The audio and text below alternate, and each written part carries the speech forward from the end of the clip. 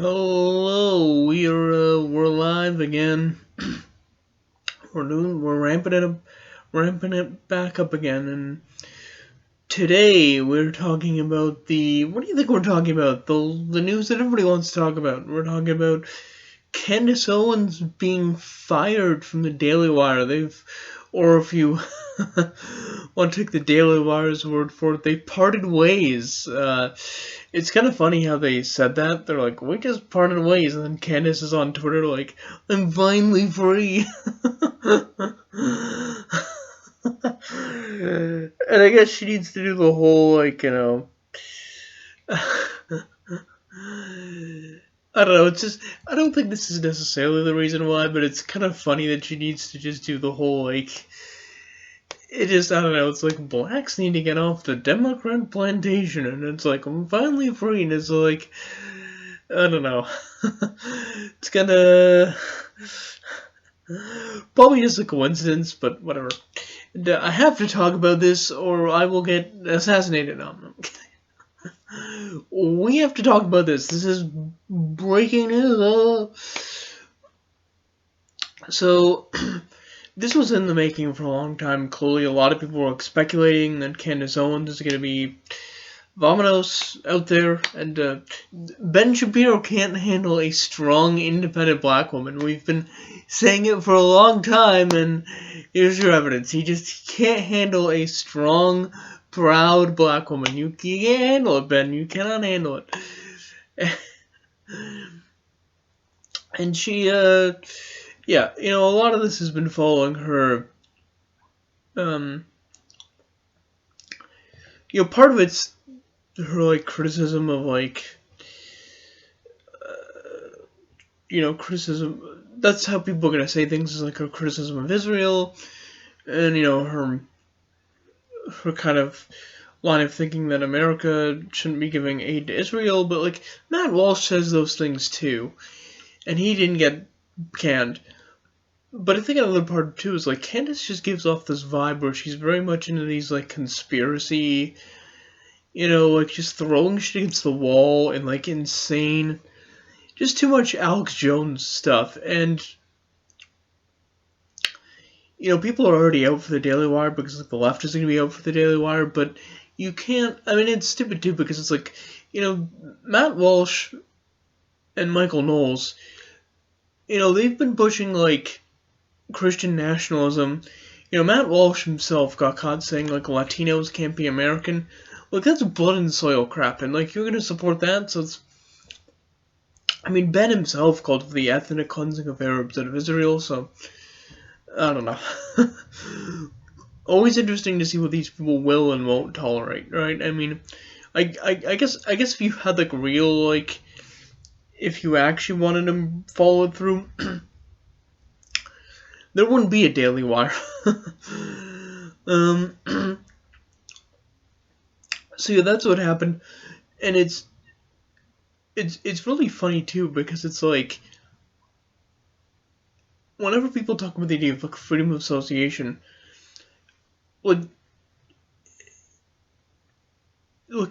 it's always in the form of we don't want to be near blacks, basically. We don't want to be near immigrants. We don't want to be near diversity. But technically speaking, you can't really have a cancel culture because that's just freedom of association, right? If we follow freedom of association to its logical conclusion, then that's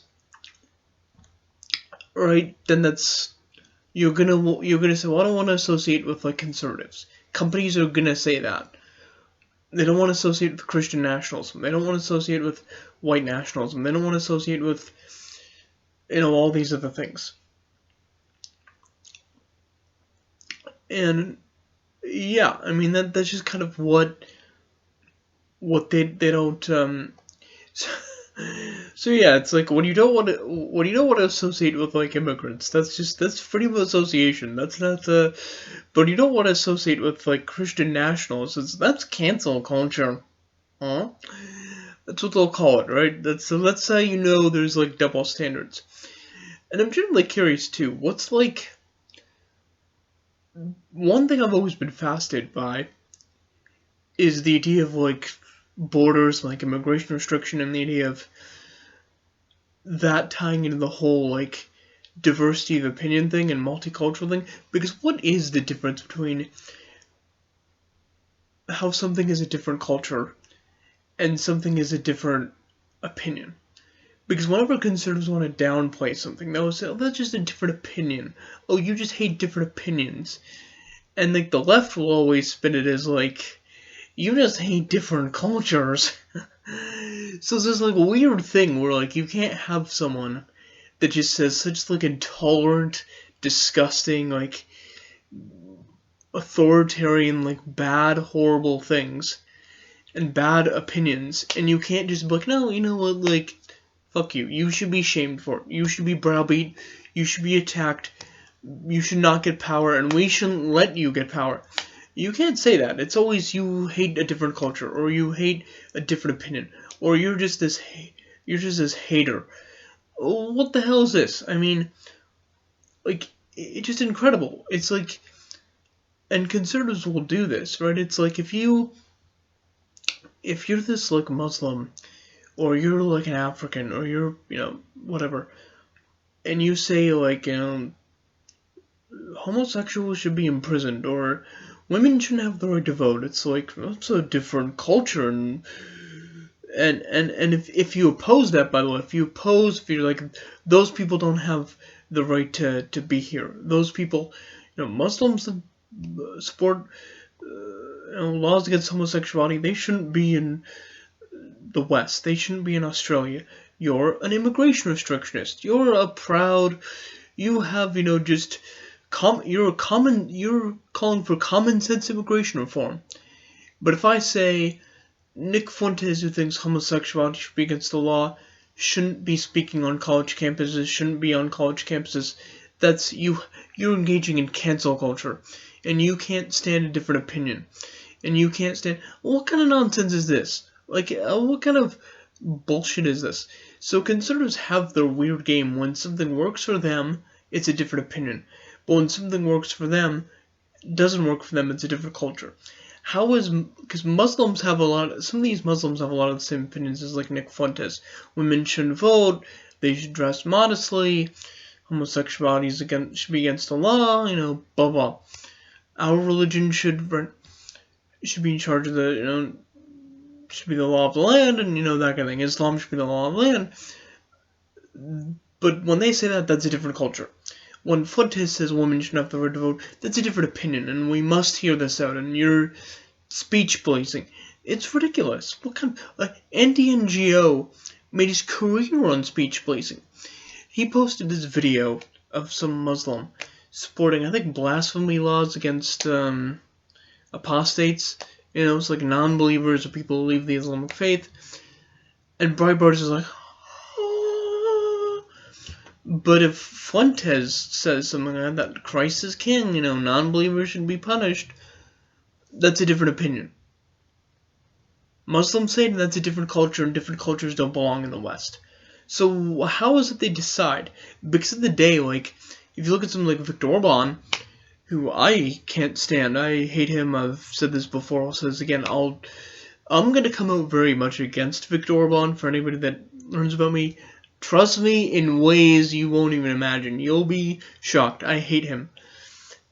But I do think it's fascinating how he says, look, this is the culture of Hungary. This is what it is, because that's what borders are. Borders are a way of saying, we know what our culture is, and we want to preserve it. It's a way of basically saying, there is no debate. There's no discussion. Because preservation implies, nationalism implies in a way, there is no debate. It's just about, can we preserve it and finding ways to preserve what our culture is. But we know what our culture is. We agree on what our culture is. There's no debate or discussion or whatever. That's what it is. When you logically think about it, that's what a border wall is. And they'll always sit there and say, well, we don't have a problem with people coming to visit.